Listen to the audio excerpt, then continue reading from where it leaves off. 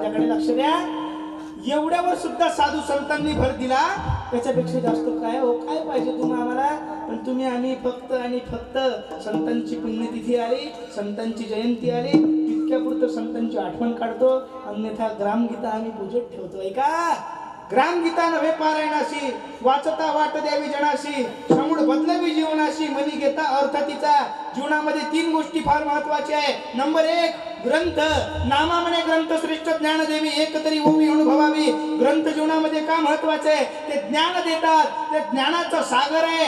त्याच्यामध्ये जो गेला तो तरुण जातो महाराज. भवरोगाचे वैद्य साक्षात साधू संतांच्या ग्रंथामध्ये वास करतात. ऐका, भाव धरुणिया वाचन ज्ञानेश्वरी, कृपा करी हरितयावरी. ज्यानं फक्त त्या ग्रंथावरून बोट फिरवले, नाही वाचता आलं, तरी जगाच्या मालकाची कृपा आपोआप त्याच्यावर होते. कारण काय?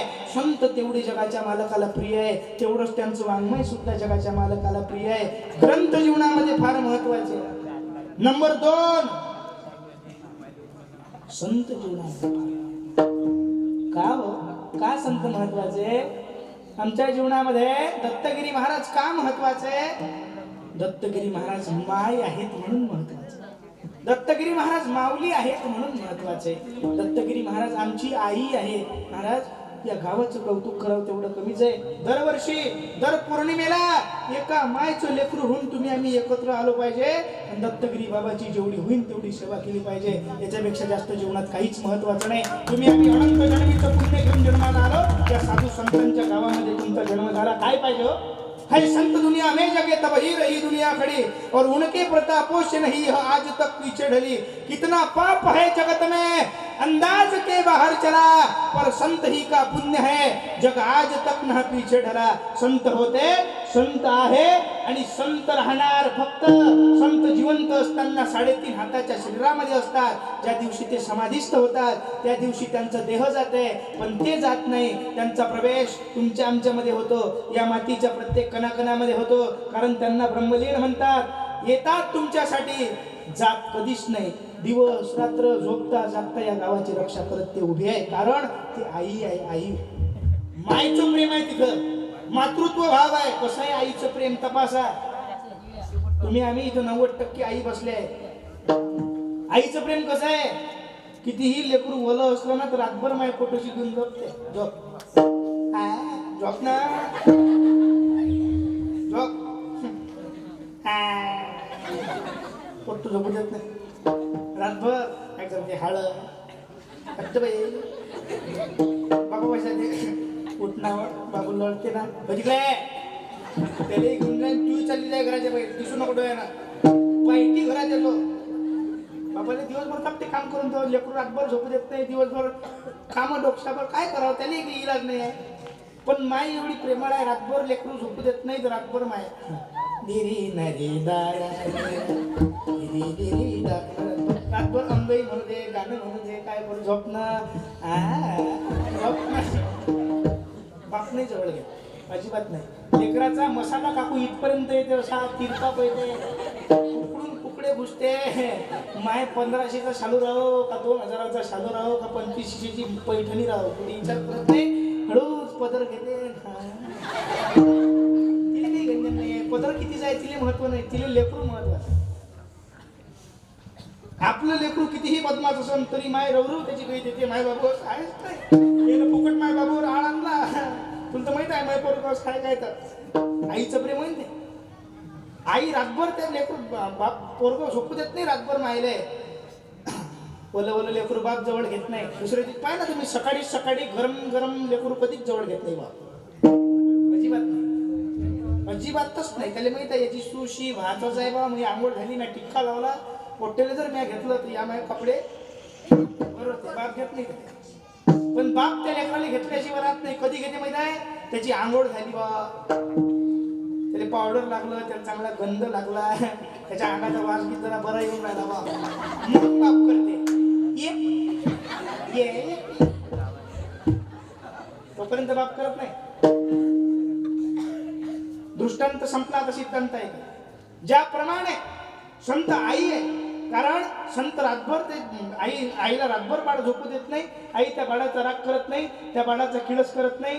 बाळ कितीही भरलंय अंतकरणामध्ये वैरभाव आणत नाही. ती आई भरलेल्या बाळाला सुद्धा जवळ करते आणि त्याला स्वच्छ करते. ते काम संत करतात.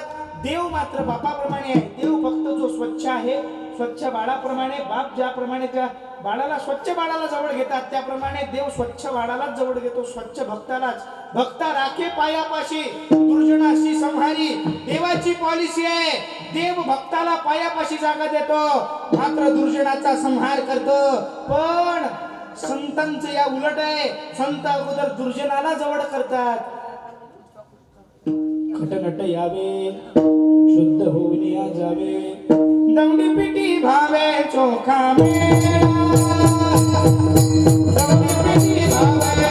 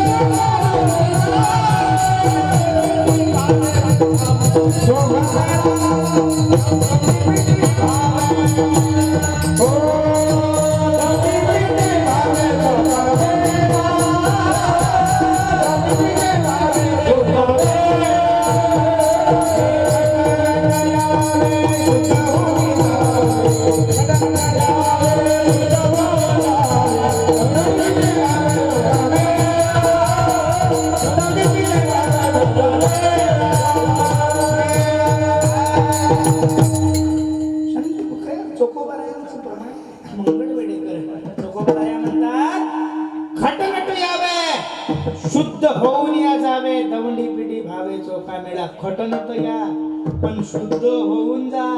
फक्त संतांजवळच आहे का तू माझ्याजवळ भरला आहे बा, मी तुला स्वच्छ करून देतो. कारण काय, ती आई आहे हो. लेकुराचे हित वाहे माऊलीचे चित्त, ती माऊली आहे. खटनट यावे, शुद्ध होऊन या जावे. खटनट या, शुद्ध होऊन या जा. आणि खटनट येऊन शुद्ध होऊन कुठं जा? शरण शरण जाऊ दा.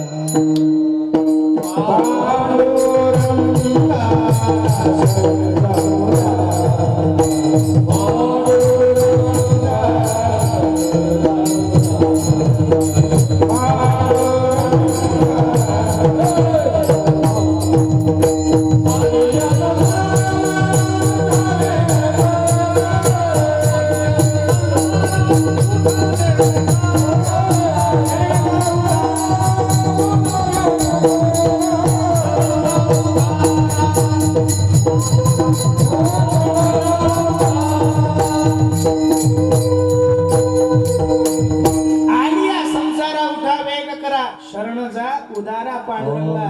उदार अंतकरणाचा माझा जगाचा मालक भगवान परमात्मा पांडुरंग, त्याला शरण जा. कारण काय, देव हे काळाचे, धन कुबेराचे, येथे मनुष्याचे काय आहे. ऐका, त्याच्याशिवाय तुमचं आमचं इथं काहीच नाही. हा देह सुद्धा तुमचा नाही. ज्या धनाच्या लालसेमध्ये, ज्या धनाच्या अहंकारामध्ये तुम्ही जीवनभर जीवन जगण्याचा प्रयत्न करता, हे धन सुद्धा आपलं नाही.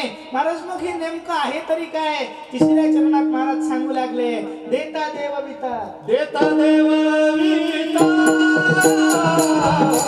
देता देव विता, देता देव विता,